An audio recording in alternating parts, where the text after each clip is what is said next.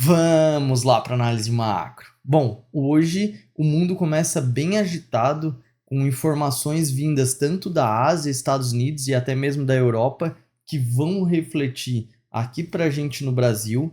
E a primeira delas já começa com Xi Jinping falando bem dos Estados Unidos na relação China e Estados Unidos, que eu vou explicar o porquê que isso vai refletir para a gente aqui também.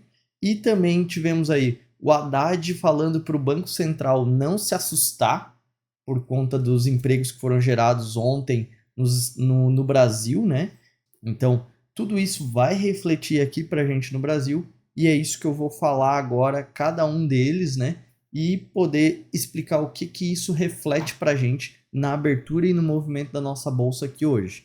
Então, já começando pelo fato que aconteceu lá na Ásia, que vai refletir para a gente aqui no Brasil, foi o fator das bolsas chinesas terem subido, mesmo com a Ásia como um todo fechando mistas, as bolsas chinesas subiram porque o Xi Jinping, que é o grande líder chinês, teve uma reunião com empresários americanos e ele defendeu laços comerciais mais estreitos. Ou seja, ele se aproximou e disse que vai manter esses laços mais estreitos com os empresários americanos. É um pouco contraditório por tudo que a China vem defendendo, de se virar sozinha lá e assim por diante. Mas é positivo porque vem do Xi Jinping, né? É o grande líder lá, então o que ele diz está dito, né? Se a gente vai acreditar ou não, hoje as bolsas, os investidores acreditaram e fizeram com que as bolsas chinesas subissem, né?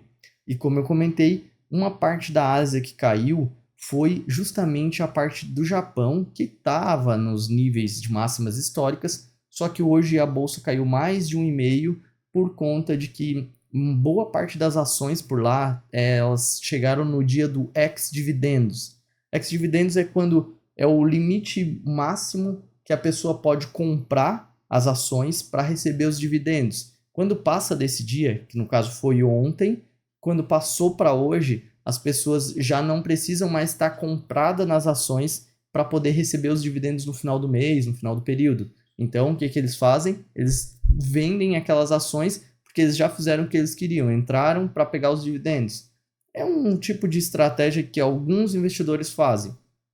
Então, isso fez a bolsa lá de Tóquio, né, cair um pouco mais do que 1,5% nessa madrugada. Além do caso também que a gente está vivendo por lá, que o Banco Central japonês está tentando aí controlar a moeda só no gogó e ameaçando intervir no câmbio se a moeda japonesa se desvalorizar ainda mais. Lembrando que ela já está próximo dos níveis de maior desvalorização dos últimos 34 anos. Então é bem preocupante, né? E o Banco Central japonês está segurando isso no gogó, que a gente chama. Então, colocando num contexto geral, hoje o peso que a Ásia vai ter para o Brasil, ele é mais para positivo do que para negativo, por conta da ligação com a China, né? Então, e já falando do cenário brasileiro aqui, ontem a gente teve o Haddad falando para o Banco Central não se assustar, porque saíram aí os dados de empregos aqui do Brasil, o famoso CAGED, e ele veio com uma geração de 306 mil empregos gerados só em fevereiro.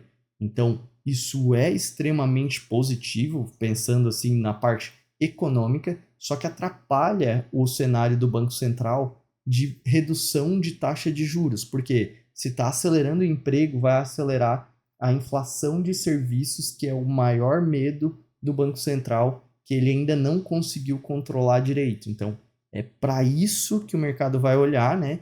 Lembrando que esse dado já saiu ontem às 2 horas da tarde, então o mercado que tinha para refletir já refletiu. Para a gente tem que ver os próximos passos, né?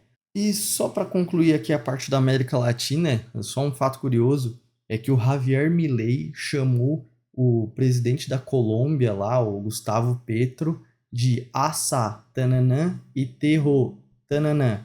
E isso fez com que a Colômbia expulsasse os diplomatas argentinos de lá. Então, não é algo que vai afetar a nossa bolsa aqui hoje, mas é algo informativo mesmo que está acontecendo no mundo e a gente tem que ficar por dentro, né? Outra coisa, na Europa, A gente teve aí as vendas do varejo lá na Alemanha caindo mais do que o esperado, era esperado 0,4 de aceleração, veio menos 1,9. Isso seria ruim, só que as bolsas subiram. Por quê? Isso mostra que a Alemanha desacelerando nas vendas do varejo vai ajudar na perspectiva de eles começarem os cortes de juros até mesmo antes dos Estados Unidos. Então as bolsas nessa madrugada ali estão subindo agora, hoje, né? E reflete positivamente aqui para a gente no Brasil, que é o que importa, né? O outro fato relevante é que foi confirmado que o Reino Unido entrou em recessão agora no final do ano passado mesmo. Inclusive saiu aí o PIB dele e veio com uma queda de 0,3, o PIB consolidado de 2023. Ou seja, a gente sabe que lá a situação não está boa para a economia, tanto da Europa quanto do Reino Unido, e eles vão estar mais próximos de cortar os juros por lá, e isso está fazendo aquela pressão de alta para as bolsas, porque juros caem, bolsa sobe.